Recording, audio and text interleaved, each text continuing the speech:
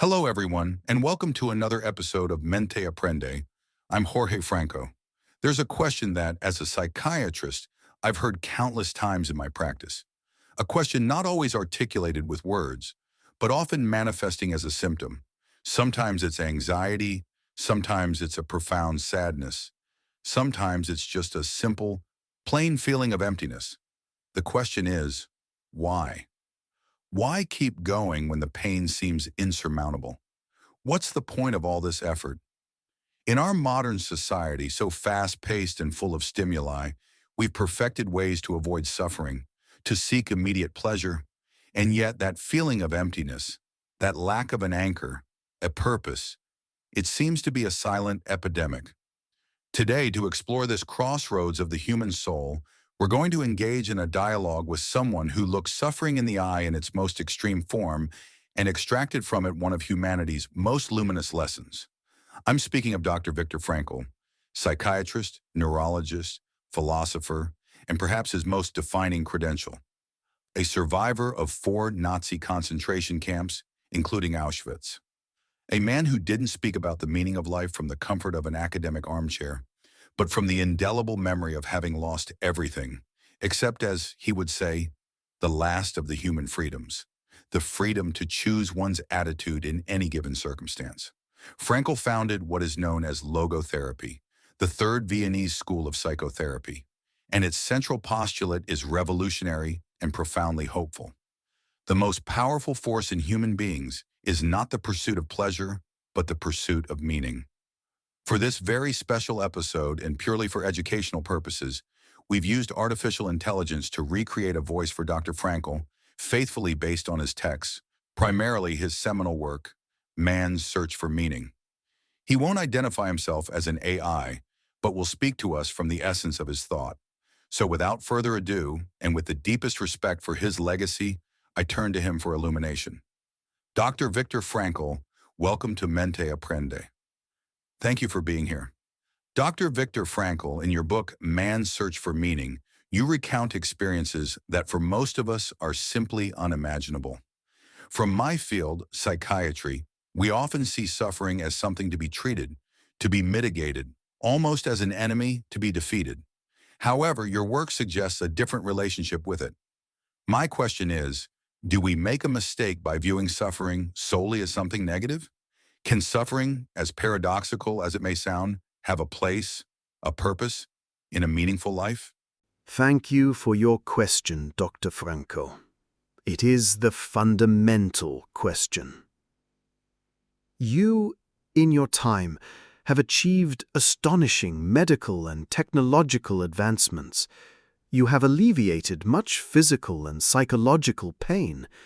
This is, without a doubt, admirable progress.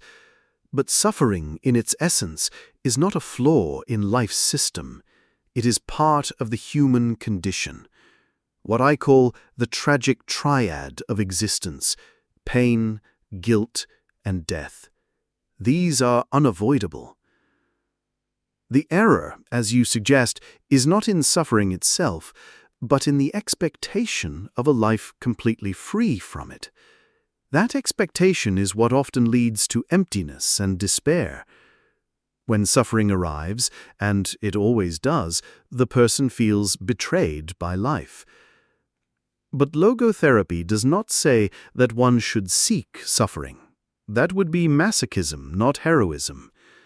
What it maintains is that even in suffering, life can retain its meaning until its last breath.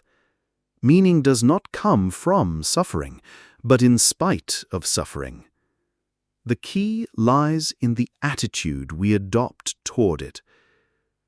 When we can no longer change a situation, and believe me, I lived through situations no human being could change, we still have the freedom to change ourselves, to choose how we face that fate. Therein lies the human potential to turn a personal tragedy into an inner triumph, to transform a predicament into an achievement. Suffering ceases to be suffering, in a way, the moment it finds a meaning, such as the meaning of a sacrifice or the value of bravery. So no, suffering is not an enemy. It is a question that life poses to us. And our answer to that question? That is our responsibility. Dr. Frankl, what you're saying is incredibly profound. The idea of turning tragedy into an inner triumph is, I believe, the core of human resilience. But I have to play devil's advocate for a moment, thinking of our listeners, perhaps those in deep pain. I think of my patients with major depression, with severe anxiety disorders. In those states, doctor, brain biochemistry is objectively altered. The very will itself seems hijacked by the illness. That freedom to choose you speak of, for them, can feel not only distant, but like a cruel mirage. How can a person, in such a state of overwhelm and hopelessness, even begin to search for meaning? Where do they find the first thread to pull when everything around them is a dense, heavy darkness? That's a fundamental clinical observation, doctor, and I thank you for bringing it up. Logotherapy has never claimed to replace clinical psychiatry. That would be absurd. A courageous spirit can inhabit a sick body, and a brilliant mind can be clouded by a chemical imbalance. If a man has a brain tumor, we don't ask him to choose not to have symptoms. We offer surgery, treatment. The same applies to mental illness. Medical or psychotherapeutic treatment is often the indispensable first step to clear the fog and restore a person's capacity to be a person who can respond. But once there is a sliver of light, however small, the search for meaning can begin. And it doesn't start with the overwhelming question, what is the meaning of my life? That's too big. It begins in the concrete, in the everyday. Life itself constantly presents us with opportunities to find it. I identified 3 main paths. First, by creating a work or doing a deed. That is, through work, through creation, through a mission to fulfill. Second, by experiencing something or encountering someone. This is through the beauty of nature, of art, and above all, through love. And third, if the first 2 are not possible, by the attitude we take toward unavoidable suffering. The most important change is a 180-degree shift in perspective. We stop asking life what we expect from it, and we start listening to what life expects from us. Every day, every hour, life asks us a question, and our duty is not to speak, but to act, to respond. Perhaps life asks you to care for a child, or to finish that book you started, or to listen to a friend who is suffering. Or sometimes, the question is simply to bear your own cross with dignity. Responsibility is the essence of existence. It's not about finding an abstract, grand answer. It's about taking on the small, concrete, immediate responsibility that life places before you. That, doctor, is the first thread one can pull. That idea of responsibility as a response to life is an incredibly powerful anchor. And it leads me to one of the other paths you mentioned for finding meaning: work, the creation of a work. In our current culture, Dr. Frankl, there's enormous pressure to achieve success. We're defined by our professional accomplishments, our financial capacity, our social recognition. However, as a psychiatrist, I daily see the great paradox of our time. People who have reached the pinnacle of that success, the dream career, financial stability, the admiration of others, and yet, despite everything, they feel profoundly empty, anguished. Why do success and pleasure, which are sold to us as life's ultimate goal, often not only fail to fill that existential vacuum you spoke so much about, but seem to make it deeper and more evident? Is our modern definition of success fundamentally mistaken? You have put your finger on the pulse of what could be called the mass neurosis of your time. It is a precise observation.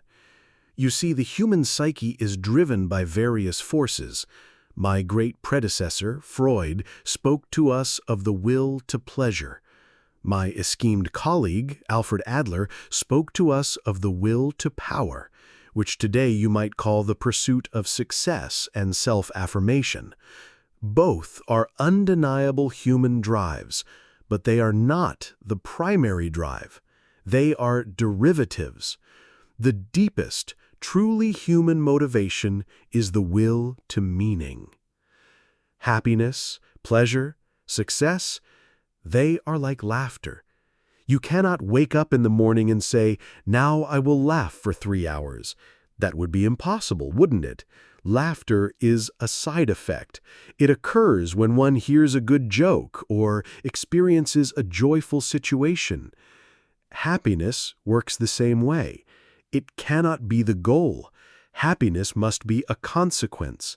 It is the unintended byproduct of personal dedication to a cause greater than oneself, or of devotion to another person. In logotherapy, we call the forced effort to be happy hyper-intention, and it is a guaranteed formula for failure. Your society suffers from a hyper-intention for success. It focuses so much on the result, the money, the status, that it completely ignores the process, the why, which is the only place where meaning resides.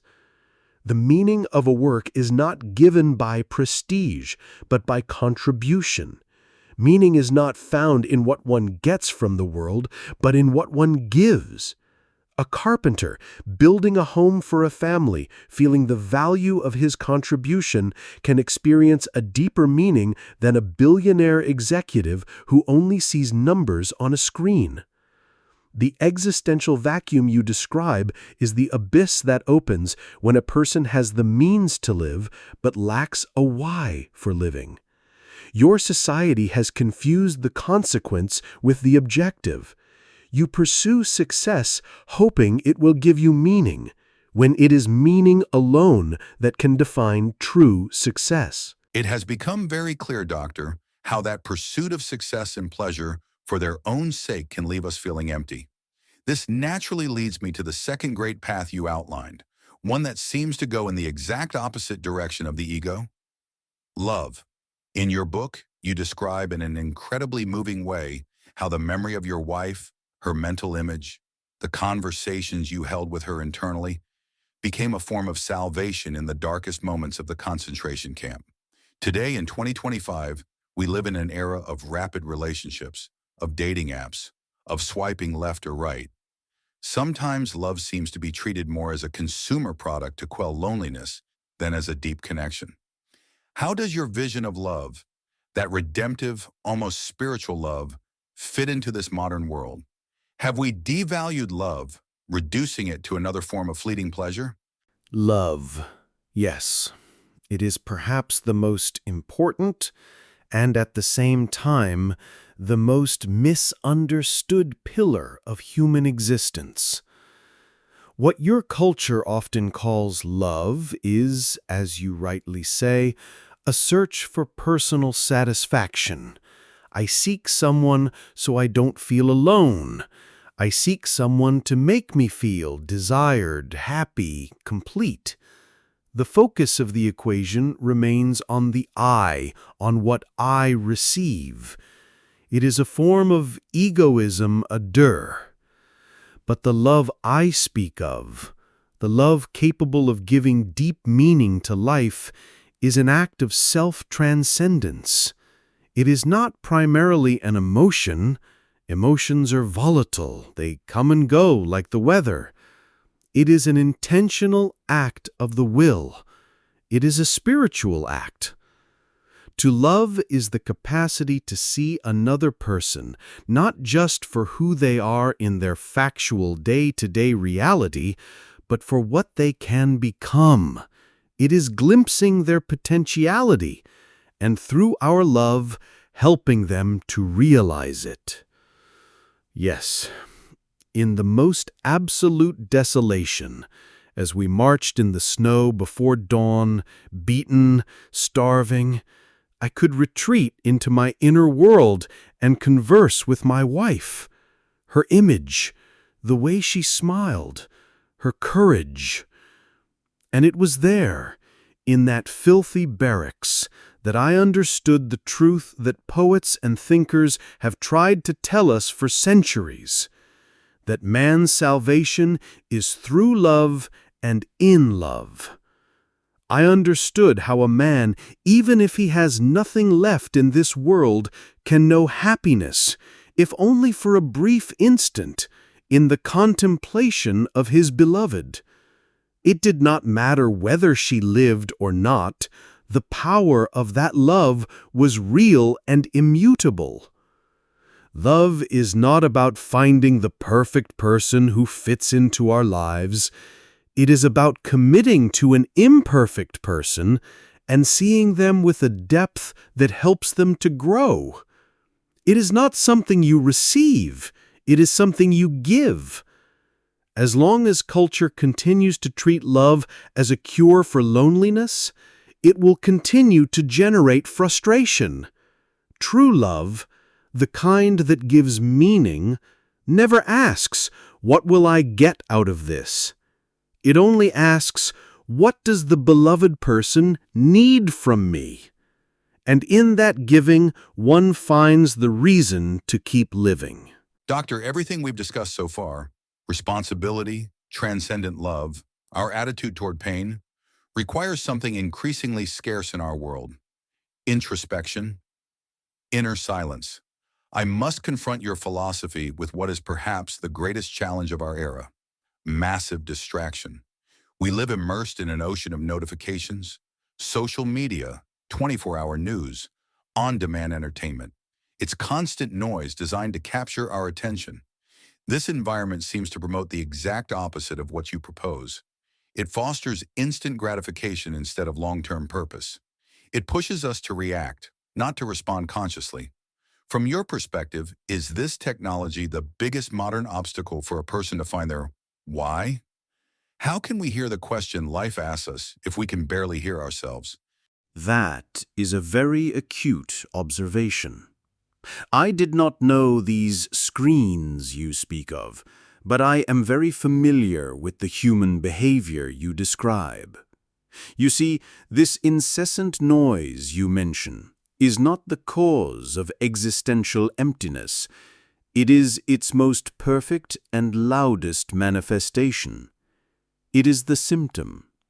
When a person feels a deep void within, a lack of purpose, they will seek to fill it with whatever they can. And your technology offers an infinite buffet of quick fixes, of effortless gratification. It is an escape from the task that life presents at that moment, an escape from the difficult conversation one must have, an escape from silence, which is where life's important questions finally have the space to emerge. It is, ultimately, an escape from freedom, and the terrible responsibility that freedom entails. Your generation fears boredom. They see it as a failed state, an enemy to be eradicated with the next video or the next piece of news. But boredom is an existential signal of utmost importance. It is the soul saying, "What I am doing is not nourishing me. It holds no meaning for me. Find me something that does." By chronically silencing boredom with distractions, you are breaking the compass that points towards meaning. The solution, then, is not to demonize the tool, but to become its master. And for that, something no technology can provide is needed: the challenging human will. The will to disconnect, the will to create spaces of silence, the will to be alone with one's own thoughts, however uncomfortable they may be. Technology must be used as a means to a meaningful end, to create, to love, to truly connect, to serve a cause, and not as an end in itself, which is to numb the spirit. The question, doctor, is not whether meaning can be found in the digital age. The question is whether the human being of your era still has the courage to turn off the noise, to be able to listen. Dr. Frankl, there are no words to express my gratitude for the clarity, the depth, and the humanity of this conversation. You've given us not just concepts, but true tools for the soul, an anchor in the storm. Thank you, truly, for your time and for your immense legacy. Wow. I hope that you, listening on the other side, feel the weight and, above all, the profound hope left by the words we've just heard. Trying to summarize a conversation like this is almost presumptuous, but if I had to distill the key ideas, the nuggets of wisdom we can start applying today, they would be these. First, our relationship with suffering needs to change. It's not a flaw in life's system. It's part of the fabric of existence. Our true task isn't to obsess over avoiding it, but to ask how we can respond to it in a way that dignifies us and gives us meaning. Tragedy can be turned into triumph. Second, the most useful question isn't, what do I expect from life? But what does life expect from me at this precise moment? This Copernican shift moves us from passive victims to responsible protagonists, and it doesn't need to be a grand mission. It can be caring for a plant, listening to a friend, finishing a pending task. Meaning lies in the responsibility of the here and now. Third, happiness is shy.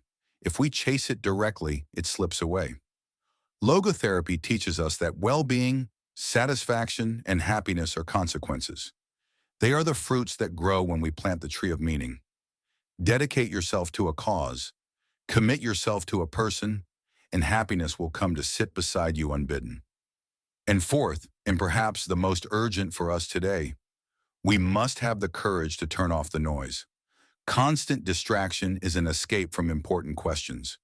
We need to reclaim silence, not as a luxury, but as an act of mental health and spiritual rebellion. It is in that silence that we can finally hear what life is asking of us. Viktor Frankl's philosophy isn't a self-help recipe. It's a call to the greatness of the human spirit, an invitation to live consciously and courageously. So today I leave you with that question resonating within you. What is life asking of you at this very moment? And how will you choose to respond? Thank you for joining us on this very special journey on Mente Aprende. If this conversation has brought you value and you believe it can help someone else, please share it. We invite you to subscribe on your favorite platform, be it Spotify, Apple Podcasts, or YouTube, so you don't miss any episodes. And to continue the conversation, you can follow us on our social media at Mente Aprende. I'm Jorge Franco, and I hope that wherever you are, you find your why.